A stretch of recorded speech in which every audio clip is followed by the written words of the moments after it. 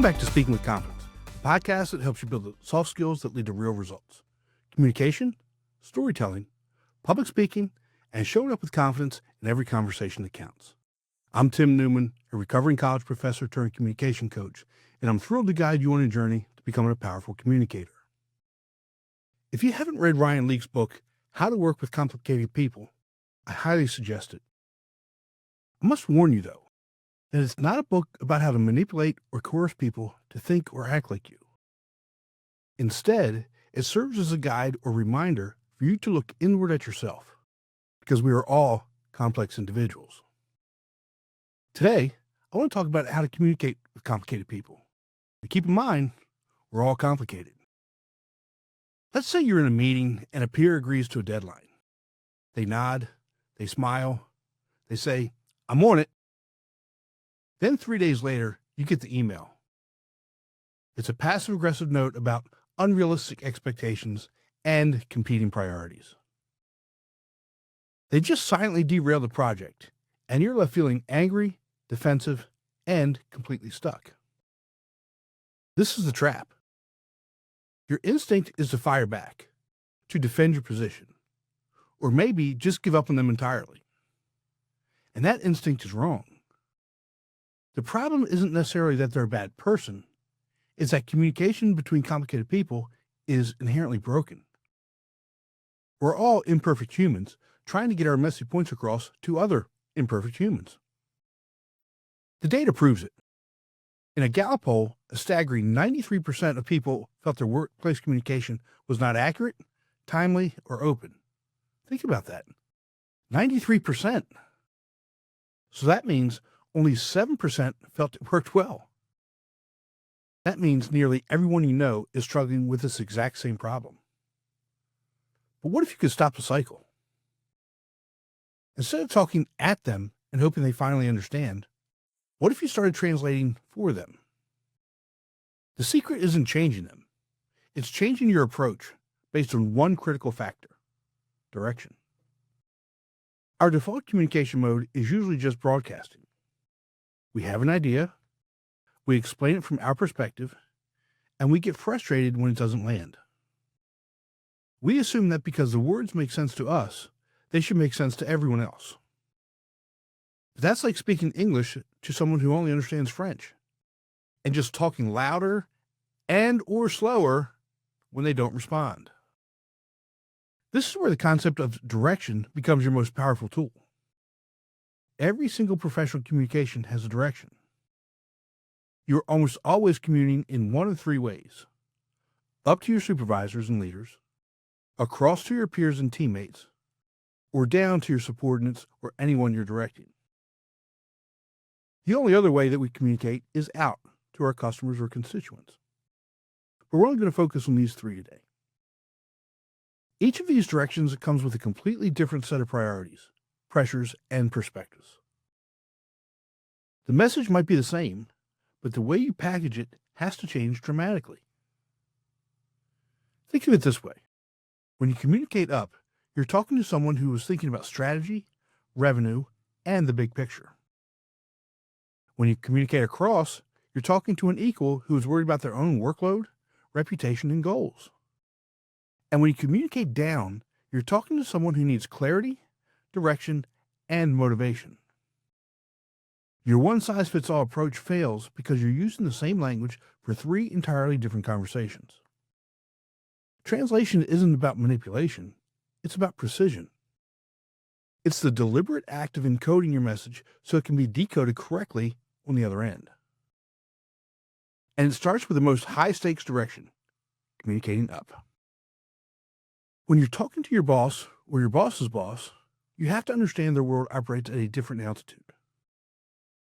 They are not typically focused on the granular, step-by-step process you use to complete a task. They are focused on outcomes, impact, and strategy. They speak the language of results, not effort. There's a great quote from Ryan Leake's book that nails this.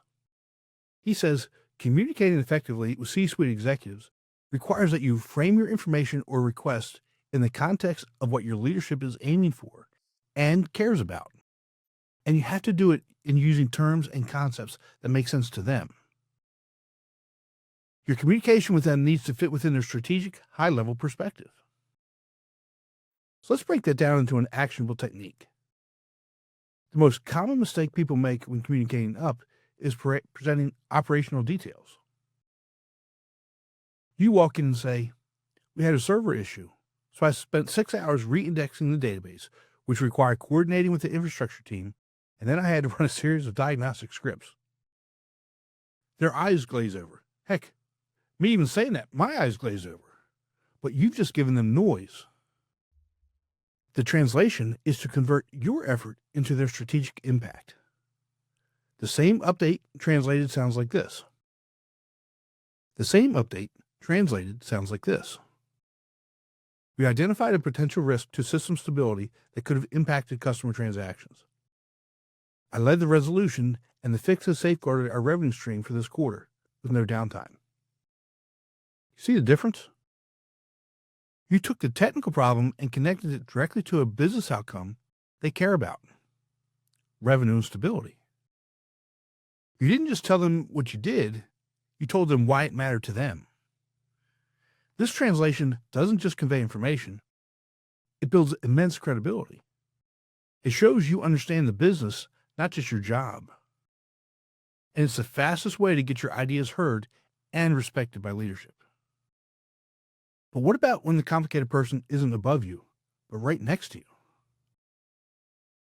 Communicating across with or to peers is often the most emotionally charged. You share the same status, but you don't share the same goals, pressures, or perspectives.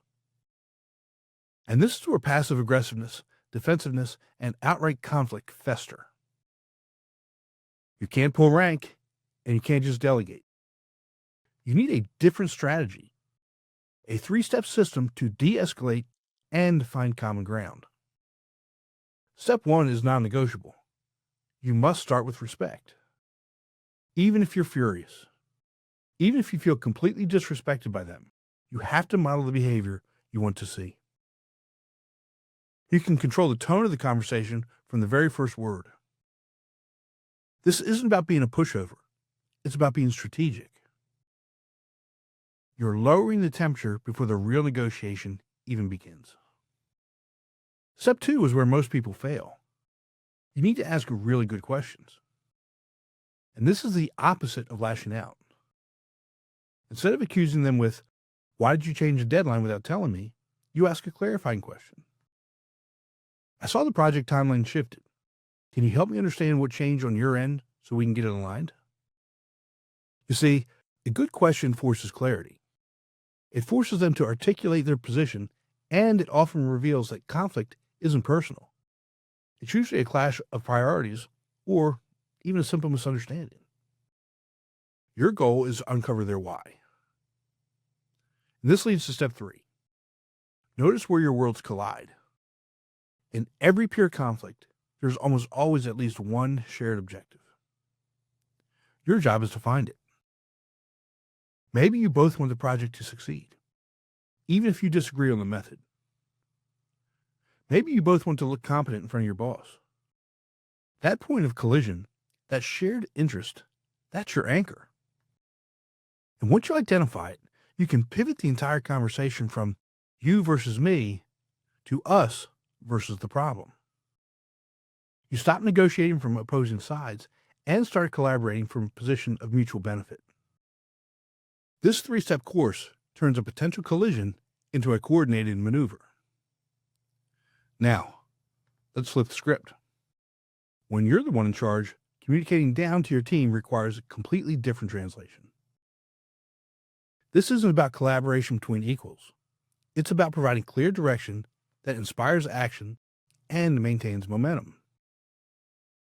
The biggest mistake leaders make here is either micromanaging every detail or being so vague that the team has no idea what to do.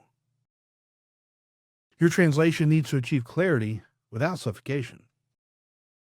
Think of it as 4 keys to effective direction. The first key is to keep it real.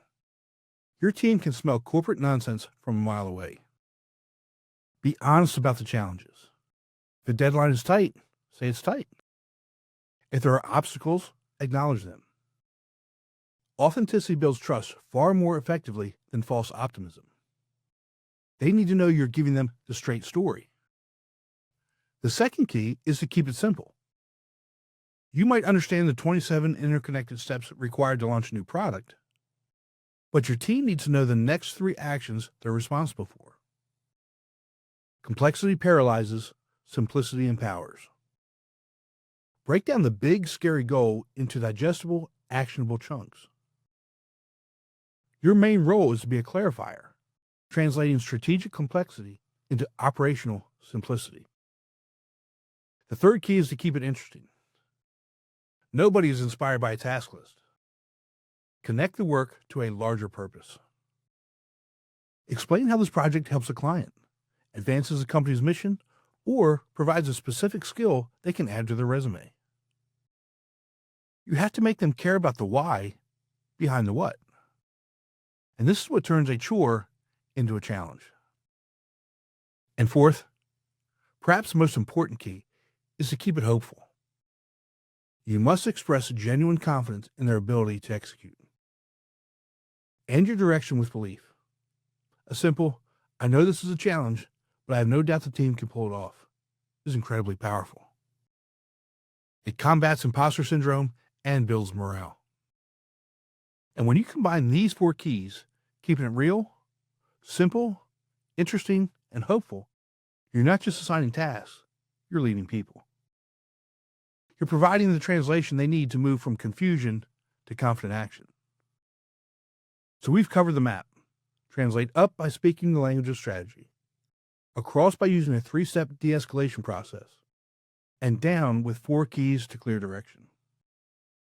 These are powerful, immediate tactics you can use the next time you face a complicated person who isn't you. But here's the thing. These are just tactics. They solve specific problems in specific directions. What you really need to stop the cycle of miscommunication for good is a system. A framework that lets you walk into any conversation with any person in any situation and know exactly how to structure your message so it lands. That systematic approach, the foundation of all effective communication, is knowing your audience and message. It's the core skill that makes translation possible, and it's the first principle we teach. Master that, and you stop reacting to complicated people and start leading the conversation. That's all for today. Remember, we're looking for progress, not perfection.